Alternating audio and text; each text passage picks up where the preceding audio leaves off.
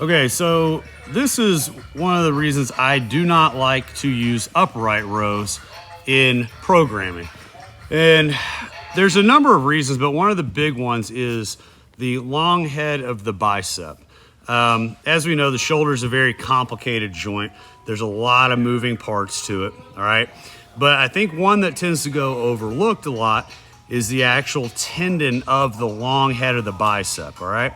So one of the things that you see is you'll notice how there's like this little groove right here, and the tendon sits in this little groove. Now, what happens is through, there's a couple different things that might occur, but a big one is internal rotation.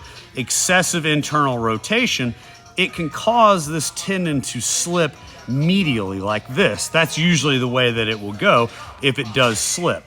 And so when we're doing something like an upright row, there's just consistent and excessive internal rotation that places a ton of stress, not only on the shoulder, like the glenohumeral joint itself, but this tendon, and it can cause it to pop out of that little groove. And when that happens, a lot of times it's actually diagnosed or thought that it's actually shoulder pain, but in reality, it's actually the tendon that's creating the issue.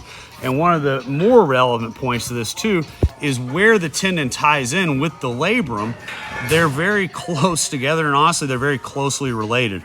And so I feel like when we're working with any type of overhead athlete or even Gen Pop that does a lot of overhead stuff, lifting or whatever, it's just important that we take into consideration the fact that this excessive internal rotation can create a lot of stress here and create some problems. So I just think there are some different ways to build the shoulders up without putting pressure on the tendon and on this glenohumeral joint and subsequently the labrum. So I hope you got some value out of that. Hopefully that helped you and got you started down the path of finding some other options for shoulder development for overhead individuals.